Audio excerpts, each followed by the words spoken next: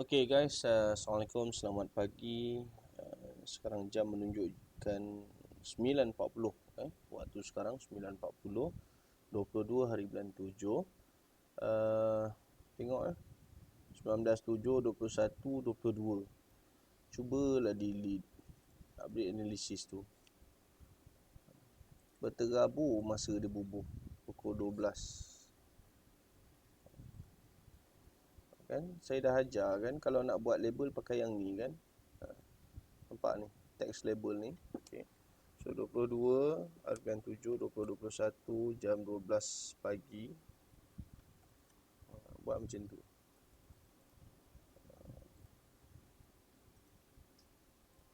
Okey. So bubuh kat sini. Jadi untuk time frame apa nama, monthly pair AUD JPY. Baik. Okey. RBS ni masih lagi belum dibatalkan disebabkan candle monthly masih lagi belum close. Hari ni 22 hari bulan, jadi kita berbaki lebih kurang dalam 9 hari kalau tak silap saya. Okay, so yang ni clear, tak ada apa masalah. Ini floating yang dijangka akan berlaku untuk monthly. Okay, atas ni nampak crowded kan, tak apa, nanti kita turun kita tengok. Okay, so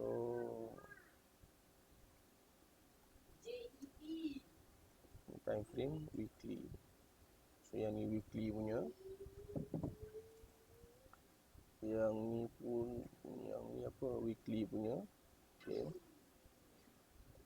Okay. Oh ni. Okay, baik. Okay, first thing first, kita akan semak marking. Ada dua RBS yang sedang dibolosi oleh aras harga ini. Okay. Jadi expectationnya ialah daripada sini dia akan naik ke atas. Expectation dia turun kat sini lah. Tapi point tu nampak gayanya tak kena. Okay, mungkin floating tu dah dibuat pada time frame yang lebih rendah, iaitu daily. Seterusnya pergerakan dia masih lagi sama lah. So congratulations kepada Tuan Rizwan kita. Sekurang-kurangnya dia dah nampak macam mana pergerakan market. Okay, Alhamdulillah. Okay, ni weekly. Okay. Weekly ni, kalau kata tuan-tuan perasan, dekat sini dia ada buat double marking. So sebenarnya sini tak perlu double marking lagi, melainkan daripada sini ke sini, okay, daripada start bawah RBS ni, SBR ni, ada candle yang telah pun berwarna biru. Okay. Okay.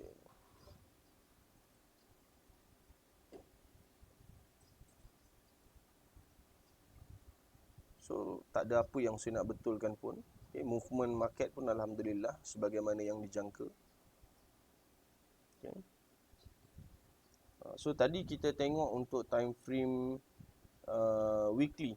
Jadi sekarang ni kita tengok pada time frame daily. Ini andaian ya, satunya menurun, yang keduanya menaik, kan? So details yang macam ni, okey, ni SBR, okey. So semalam belum close candle lagi, jadi SBR ni dah batal lah. Okay, SBR ni dah batal. So kita padam. Dan dekat sini, kalau kata korang tengok, saya buat AUD JPY punya ya. Okay. Kalau korang tengok dekat daily, andaian dia ialah dia menaik. Kalau perasan, Tuan Rizwan kita buat andaian dia, dia akan menaik. Dia menaik, kemudian dia akan turun, seterusnya dia menaik. Okay. Itu andaian daripada Tuan Rizwan kita.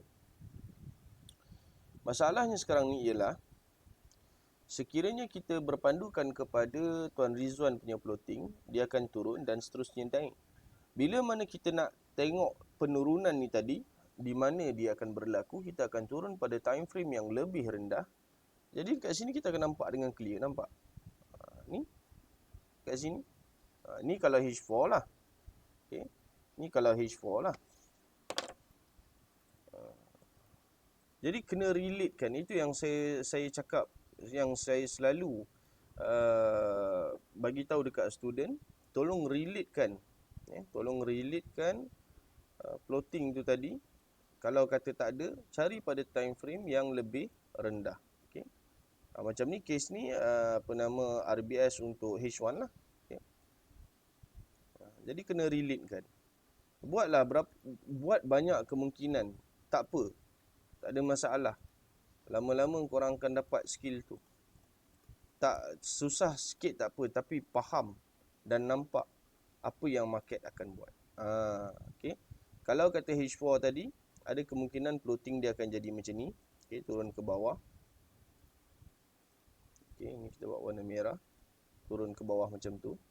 So ini untuk H4 lah. Okey. Ini H4 punya plotting. Kalau kata H1 pula, okay, kemungkinan dia ialah daripada situ dia akan turun ke sini, ataupun daripada sini dia akan turun ke sini. Okey. Ni kemungkinan yang ada lah. Kalau H1. Sini pun ada satu, kan? Sini pun ada satu.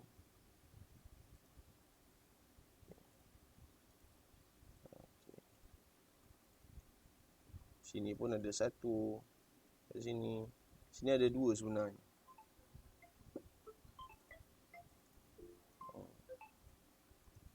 Jadi boleh buat lah. Kalau rajin buat lah. Kalau rajin buat lah. Maknanya sekarang ni apa yang saya cuba nak sampaikan ialah, bila mana buat plotting tu relate dengan time frame yang rendah. Tu yang saya cuba nak sampaikan. Okay. Bila mana kita semak, yang ni daily, dia terus buat terjun sampai sini. Sedangkan dekat sini ada kemungkinan yang berlaku RBS pada time frame yang kecil.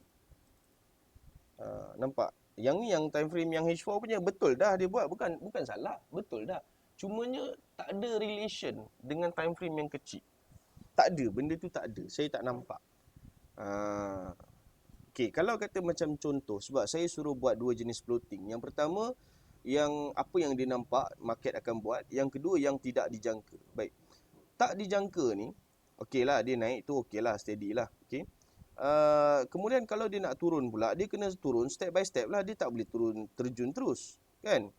Jadi kena buat dekat sini, then naik balik. Lepas tu daripada sini turun balik. Macam tu. Macam tu yang sepatutnya. Okey. Then yang ni H1. Ustaz lebih kurang samalah dengan apa yang kita ni tadi. So H1 dua keadaan, sama ada menaik atau menurun, dia akan singgah kat sini. Nampak? So Tuan Rizwan kita dia dah nampak.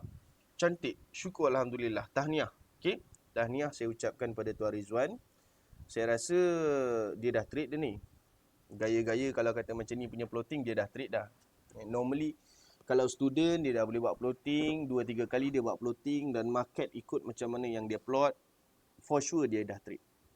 Sebab dia rasa rugi bila dia buat plotting dan market ikut macam mana yang dijangkakan, tapi dia tak trade, dia rasa rugi. Ada student saya yang baru-baru ni boleh rujuk pada YouTube video yang saya dah upload, AUD USD. Kalau dia tak close entry tu dah 100 pip dia makan. Sedangkan dia baru 11 bulan dan dia baru belajar dengan saya hampir lebih kurang seminggu. Teruk lah, memang teruk lah. Dia memang kena teruk lah. Kalau kata webinar dengan saya tu, kata dia lah, kan? Wallahualam lah, kalau dia menipu saya menipu tuan-tuan lah. Kata dia kalau kata webinar dengan saya, dia duduk dalam aircon, tangan pun berpeluh. Sebab saya memang bantai dia betul-betul lah, kan? Sayang, duit banyak, dah dipu pun banyak, tapi yang habis memang licin habis. So dah jumpa cara tu selepas habis. Sayang, kan? Jadi cukup setakat ni. Tahniah, a big congratulations to Tuan Rizwan kita. Tahniah, sangat-sangat memberangsangkan. Salute lah usaha dan juga kreativiti tuan dalam membuat plotting. Saya sangat salute. Okey. Jadi teruskan usaha tersebut. Saya tak ada apa dah nak komen dengan Tuan Rizwan. Cuma kena kemaskan lagi lah. Itu je. Kalau Kod Ye pun nak komen tentang kekemasan marking. Itu sahaja. Tak ada benda lain. Okey. Baik, sekian saja daripada saya untuk kali ini. Tahniah, teruskan usaha, jangan mengalah, kena rajin, okey. Fahamkan satu dulu baru buat yang lain. Fokus satu currency dulu, okey. Baik, sekian saja daripada saya kali ini. Tahniah sekali lagi, tak henti saya ucap tahniah pada Tuan Rizwan. Okey. Dan insyaAllah kita akan berjumpa pada video yang seterusnya. Saya akan buat analisis, buat semakan marking, untuk GBP JPY pula. Baik, Assalamualaikum.